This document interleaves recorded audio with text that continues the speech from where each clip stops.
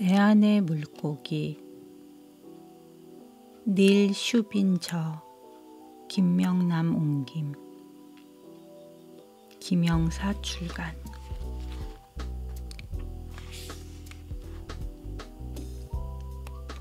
내 안의 물고기를 찾아서.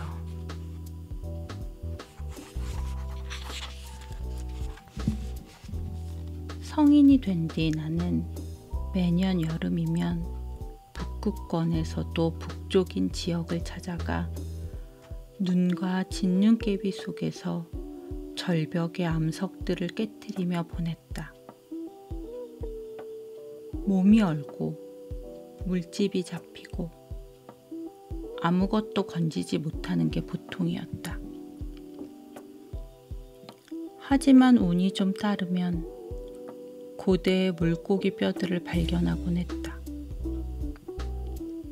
대부분의 사람들은 그런 것을 땅에 묻힌 보물로 여기지 않겠지만 내게는 금보다 귀중한 보물이다. 고대의 물고기 뼈는 인간이 어떤 존재이고 어쩌다 지금과 같은 모습이 되었는지 알려주는 경로일 수 있다. 우리는 기묘해 보이는 대상들에서, 즉 전 세계의 바위에서 캐낸 벌레나 물고기 화석에서 거의 모든 현생 동물의 DNA에서 인체에 관한 지식을 얻어낸다. 하지만 그것만으로는 과거의 골격 잔해가 인체의 기본 구조를 이해하는데 중요한 단서들을 제공하리라는 내 신념을 충분히 설명하기 힘들다. 하물며 물고기의 잔해라니.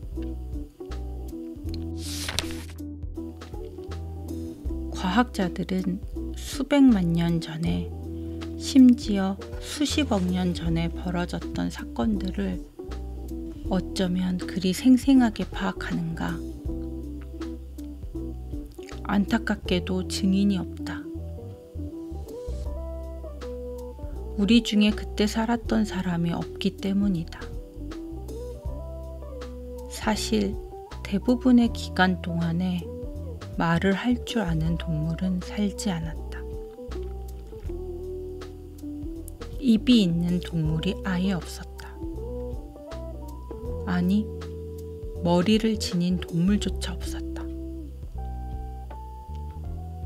더군다나 그때 살았던 동물들은 오래전에 죽어 없어져서 유해가 보존된 경우도 극히 드물다.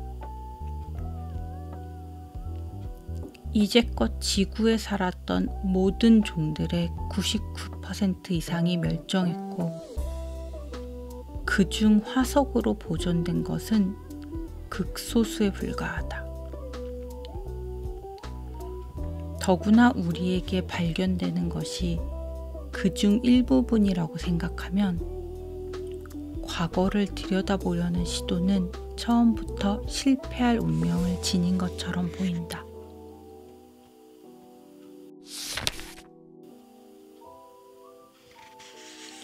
화석은 인간이 스스로를 이해하고자 동원하는 주요한 증거의 한 가지이다.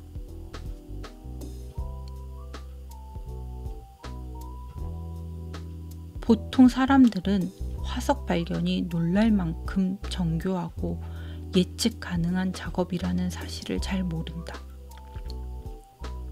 사실 고생물 학자는 현장 작업의 성공 가능성을 높이는 연구를 실험실에서 먼저 수행한다. 운에 맡기는 것은 그 다음이다. 계획과 우연의 얄궂은 관계를 잘 묘사한 명언이 있다. 아이젠하워가 전쟁을 일컬어 했던 발언이다. 계획은 전투를 준비할 때 필수적으로 짜야 하지만 정작 전투에서는 쓸모가 없다. 현장 고생물학을 한마디로 요약해도 마찬가지다. 우리는 가능성이 보이는 화석 매장지를 찾으려고 온갖 계획을 세운다. 그러나 일단 현장에 당도하면 계획을 통째로 내팽겨쳐야 할지도 모른다. 현장의 사시들은 최적의 계획마저 흐트려 놓기 일쑤이다.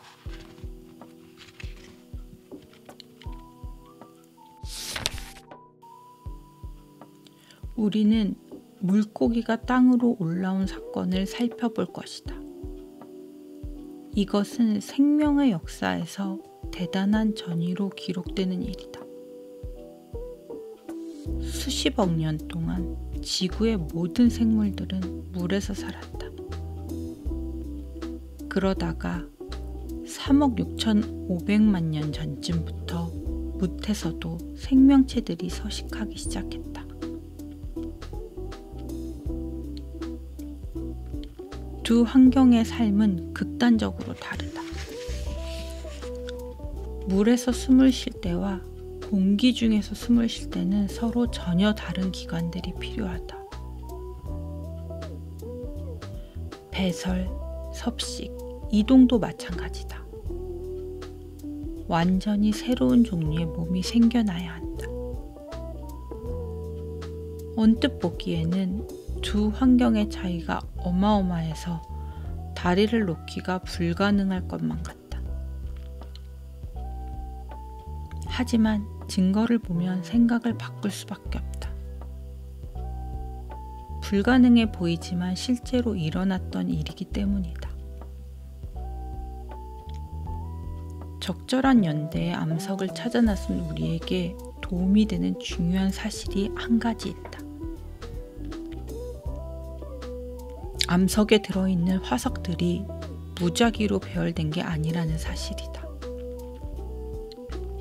암석의 위치는 물론이고 그 속에 든 화석의 종류도 대개 엄격한 질서를 따르므로 그 질서를 알면 탐사를 제대로 설계할 수 있다.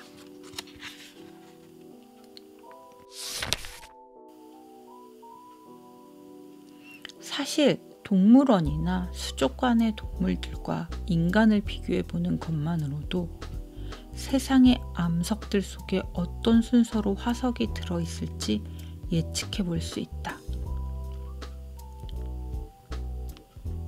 동물원과 수족관의 모든 생물 종들은 머리 하나와 눈 2개를 지닌다.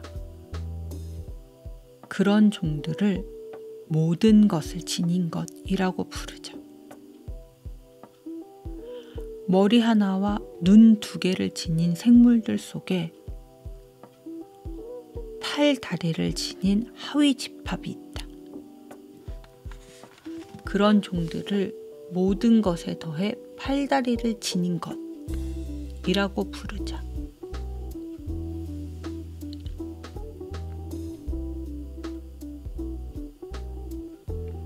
머리와 팔다리를 지닌 생물들의 하위 집합으로 큰 뇌를 지니고 2발로 걷고 말을 하는 생물들이 있다. 그 하위 집합이 바로 우리 사람이다. 물론 하위 집합들을 더 잘게 나누어 유형화할 수도 있지만 이렇게 3단계로만 나누어도 충분히 예측력을 갖는다. 화석들은 대체로 이 순서에 따라 암석에 들어있기 때문에 과학자들은 그 점을 이용하여 발굴 계획을 세운다.